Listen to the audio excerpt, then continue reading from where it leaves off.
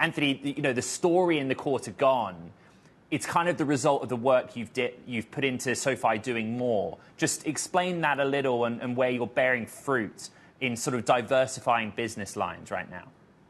Sure. First, to your point about the stock was up about 40% in the last month. So it came into the quarter after a very big increase in value over the last 30 days. And so I think we're seeing some of that being taken off the table. But we had our best quarter as a public company. We had record revenue. The growth rate of the revenue accelerated to 30% year over year. That growth was driven by 64% year over year growth in our financial services and our technology platform revenue taken as one. That now accounts for 49% of our total revenue. And so we're not just a lender anymore is the key message. And this is a historic day for us. Not only is it historic revenue, but we're to that 50-50 split between lending and non-lending that we wanted to drive to really continue to diversify our revenue. We've been able to overcome a really tumultuous environment over the last 5 years to deliver 17 quarters of record revenue growth and improving profitability. And we finally got to the point where the business is 50-50, which is right where we wanted to be. The strength is really driven by the financial services products growing 37% year over year, and that's driving the revenue growth that I mentioned. Part of the sort of slowdown response in the stock, I think, is some investors looking at your comments about balance sheet growth, longer term, low single digit growth. What would be your response to that, please? We want to grow our revenue 20 to 25% compounded annually. So there's a lot of different drivers to get there. We do not necessarily need to grow our balance sheet at that rate. And in fact, we don't plan to grow our balance sheet at that rate. We've made a migration to more fee-based revenue streams that are capital light and high ROE. This was our first large quarter of generating loan platform business revenue. It's a business we've been in since 2019, but it was a big contributor to both our growth in revenue as well as profitability. So we don't need to grow the balance sheet faster than it has been growing. In fact, we want to take risk off the table and leverage the other pieces of our business that are fee-based. In the quarter, about $175 million of our revenue was from fee-based revenue and growing a meaningful amount year over year.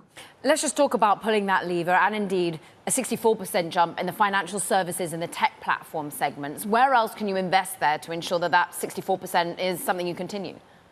Sure. Within the financial services segment, we have several businesses. We have our SoFi Money business, which is benefiting from a high interest rate. We're seeing great growth in deposits, $2.4 billion of member deposit growth, really strong spending, annualized $10 billion of spending. And so we'll continue to grow that member base at a really high clip. Second is our invest business. It's also growing meaningfully year over year. We also have our credit card business. And of course, our business that provides referrals to other financial services product, which we call Lantern. And then, as I mentioned, the loan platform business. That business itself grew over 100% year over year, and it's annualizing now at $1 billion with really strong improvement in profitability. So we'll keep driving product and member growth in that business in the 30+% range, and that will then follow with revenue growth at or above that level over time. Talk to us about the macro, because you're saying to investors you feel really good about the current environment, that headwinds have dissipated. Anything that worries you? I mean, we're all still bracing for an election, and that feels like quite a lot of lack of transparency. Yeah, I do think there's still a degree of uncertainty out there, but I think the trends are clear that we're going into a declining rate environment versus an increasing rate environment. And in a declining rate environment, we have several businesses that will benefit meaningfully. Our home loans business will benefit from more refinancing. Our student loan refinancing business will allow people to refinance their student loans at a lower rate in a lower rate environment. And so those businesses will have a tailwind for sure. In addition to that, as rates come down, the rates that other competitive banks are offering their members or their clients will also come down. And we will be able to maintain a superior rate compared to them because we also own the lending origination platform. So we can use the two of them as a competitive advantage to drive a better APY than our competitors broadly defined.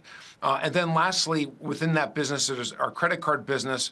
We just launched 2 new credit cards that we think uniquely meet the needs of our members that have a lot of growth prospects behind them as well. Anthony, what's your M&A plan from here for things you don't already have?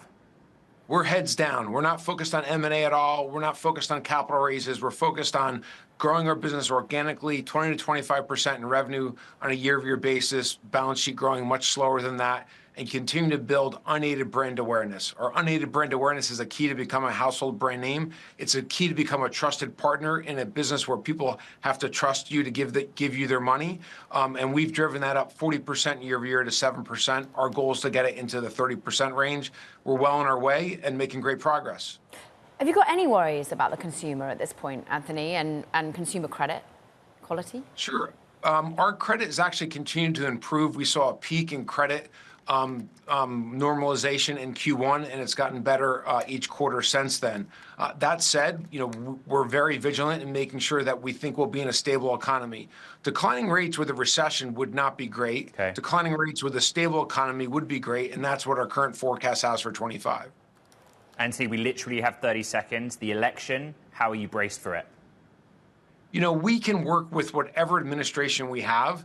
There are different characteristics of the administration that could be more favorable for our business. I would say generally more favorable capital markets would be welcomed. More favorable treatment towards businesses would also be welcomed. There's a lot of opportunity that sometimes gets stifled by different approaches as it relates to capital markets, to M&A from the different agencies. So we're looking for a good balanced approach from whatever administration wins, but we're prepared to work with both ends of the aisle.